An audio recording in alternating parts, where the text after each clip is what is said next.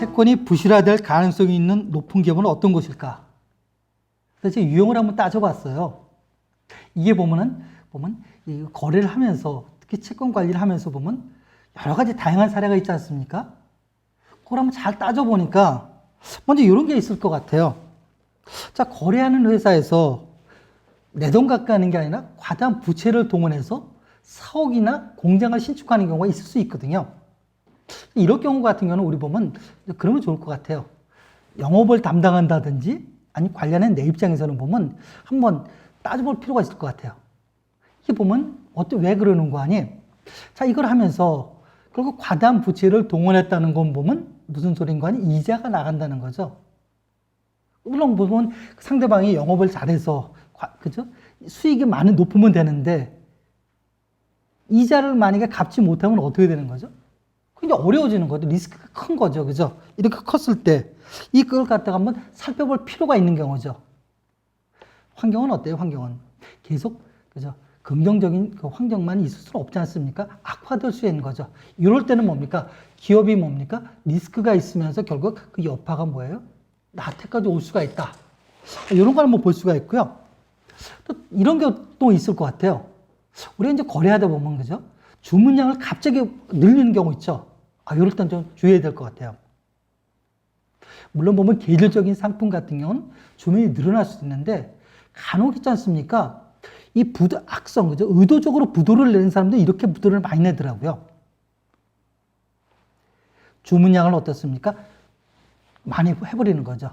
물론 보면 갑자기 그죠? 신규 거래선이 갑자기 주문량을 넣지는 않아요. 어느 정도 보죠. 어느 정도 서로 거래 관계가 있는 상태에서 주문을 갖다 그죠? 기간이 가면서 주문을 늘려놔 버리는 거죠. 갑자기 늘어나는 거죠. 여기서 보면 우리가 보면 뭐 담보가 높다든지 담보가 확실하다든지 선수금을 받았다든지 그러면 리스크가 적은데 없는데 문제는 그게 없을 때 이럴 때는 뭡니까? 여러분이 한번 주의를 해보셔야 될 거라고 생각하고요. 그다음에 또 이런 경우 있죠. 우리 보면 때 아닌 박앤세일을 경우 있지 않습니까? 이런 박앤세일 있지 않습니까?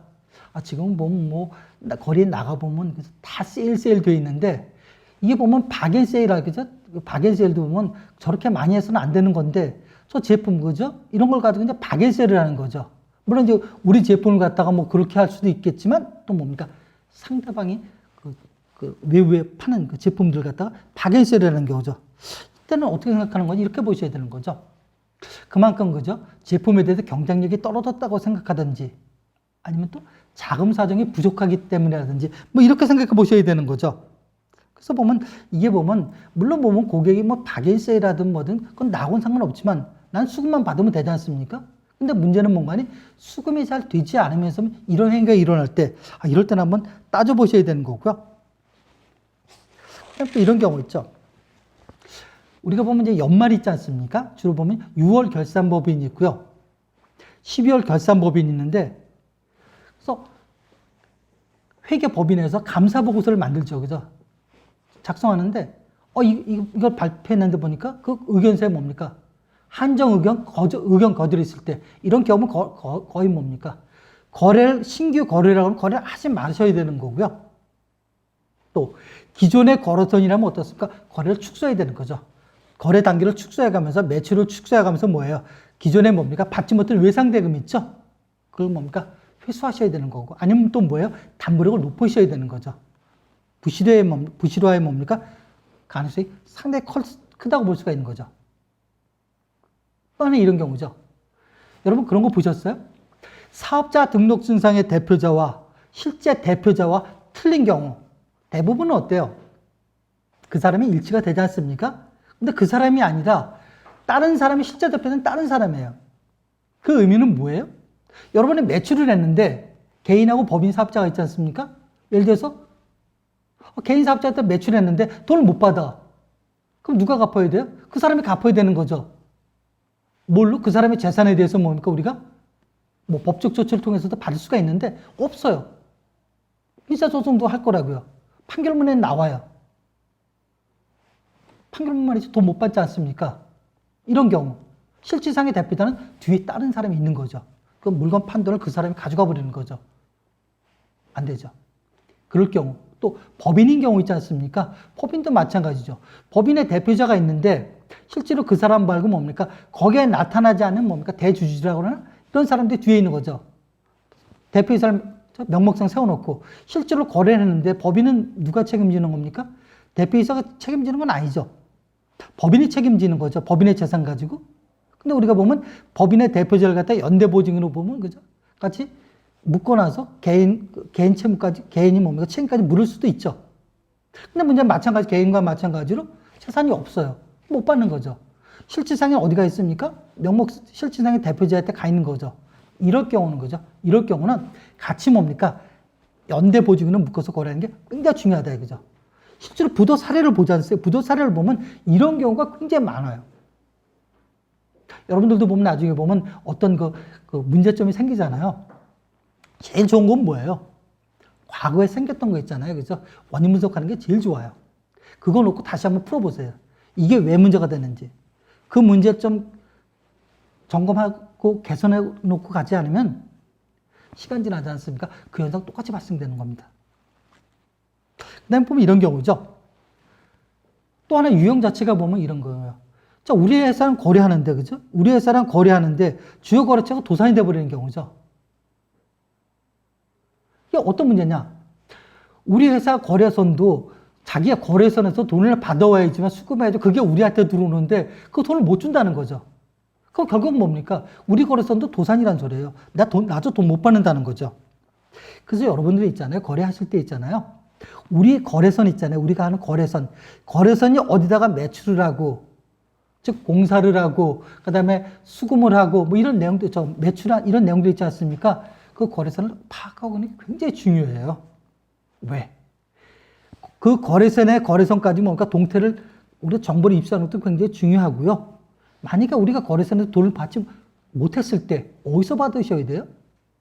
우리 거래선도 딴 사람한테 돈 받을 때가 있잖아요. 그죠?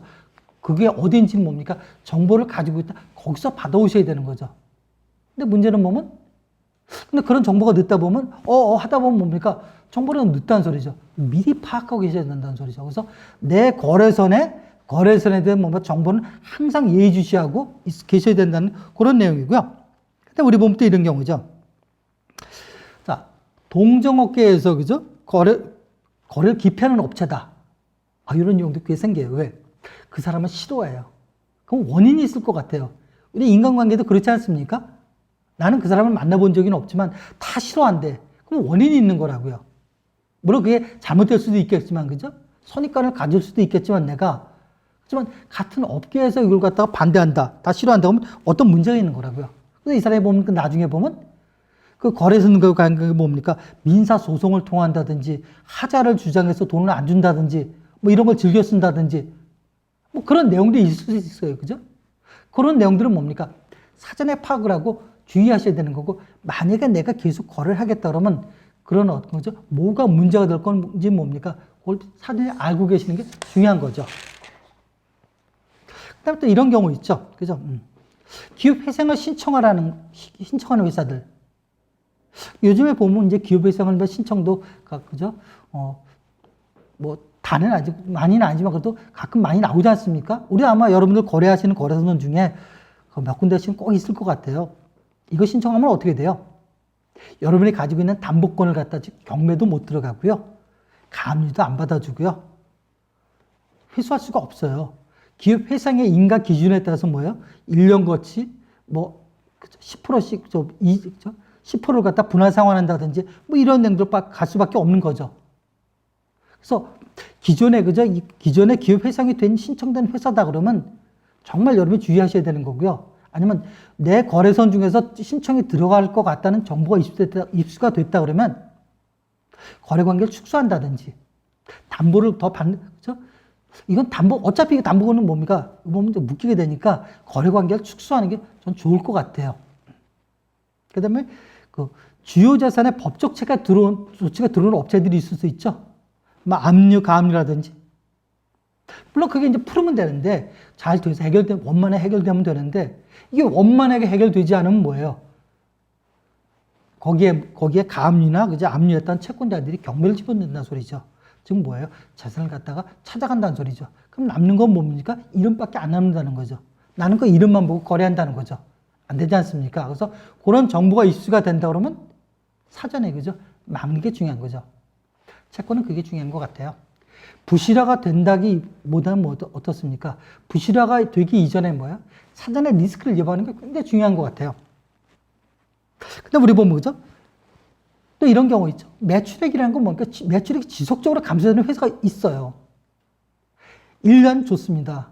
길게 2년도 그죠?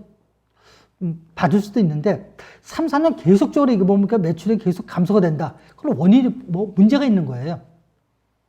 고객들한테 그죠? 인기가 떨어졌던지 제품이라든지 어떤 인기가 떨어졌다든지 어떤 문제가 생겼다든지 경쟁력이 상실했다든지 어떤 문제가 있는 거거든요.